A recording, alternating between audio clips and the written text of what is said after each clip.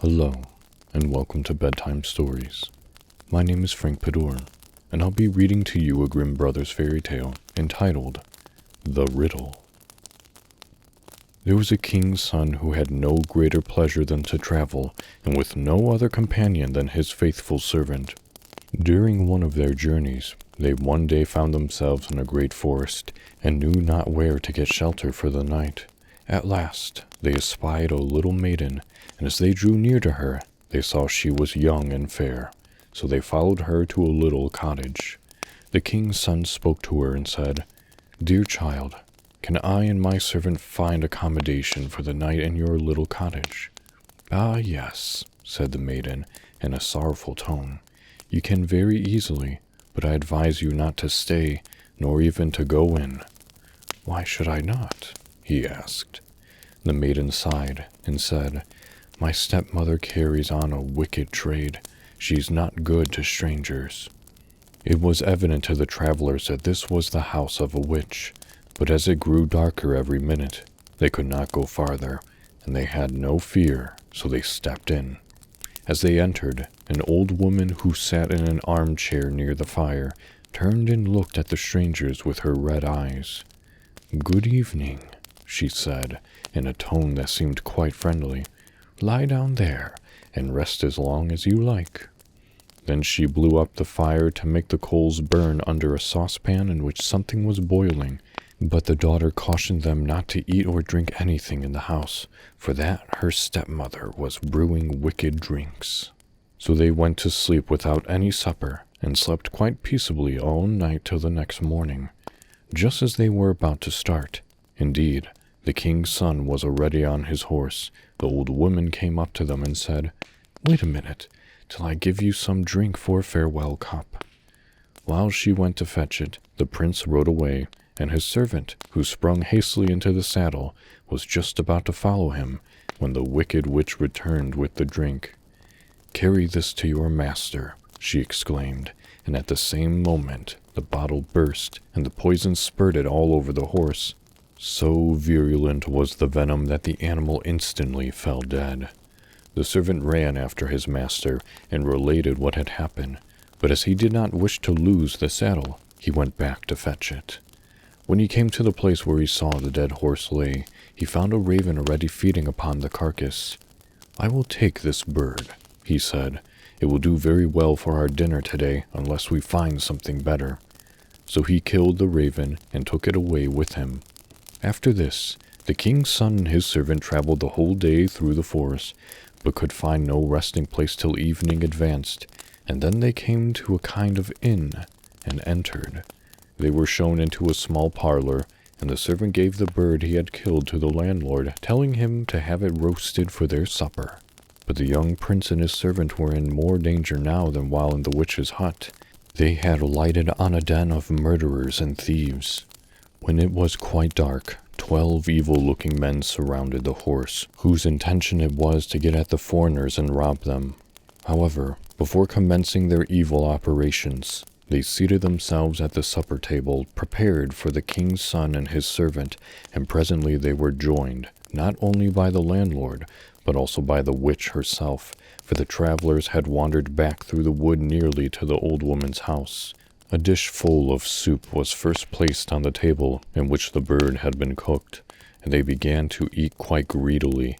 But scarce had they taken 2 mouthfuls when they all fell to the ground dead. The raven, in feeding on the poisoned flesh of the horse, was itself poisoned, and shared this poison with the robbers. The prince and his servant were thus saved, and very glad to have lost their supper.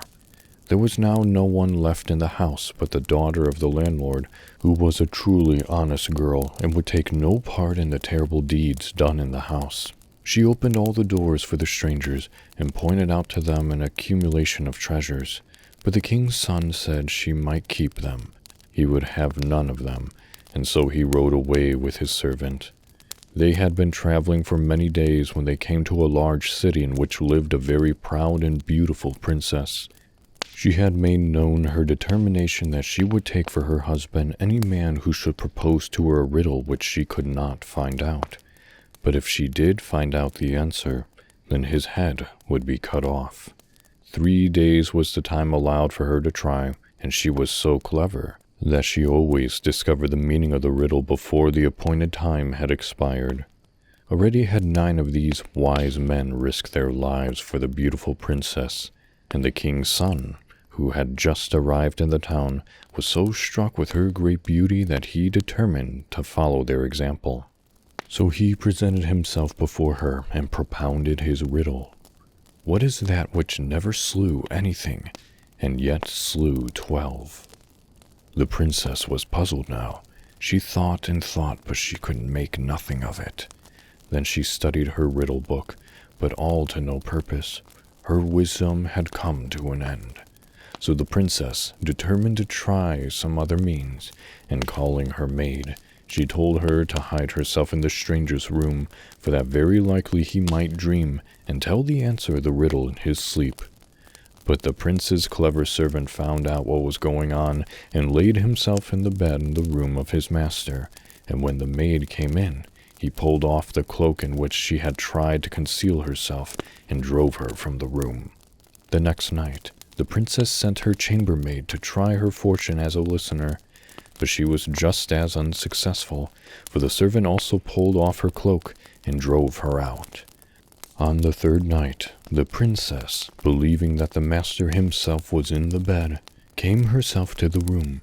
She wore a large dark gray mantle, and thought, as she softly placed herself near him, that she should not be seen.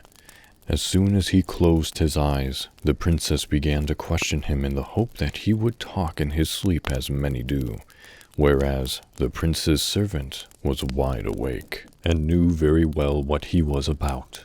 Then asked the princess, "What is it that never killed anyone?" "A raven," he answered, "who ate the flesh of a dead and poisoned horse, and died in consequence." Again she inquired, "What was it that killed 12? 12 murderers ate the raven, and were poisoned also, and died." As soon as the princess knew the riddle, she wanted to run away, but the servant caught hold of her cloak, and held it so tightly that she was obliged to leave it behind. On the following morning, the princess made known that she had found out the riddle, and sent for the 12 judges to hear her reply to it. But the servant, who was present with his master, requested to be heard first. "The princess," he said, "would never have found out the riddle if she had not concealed herself in my master's room where she thought he slept.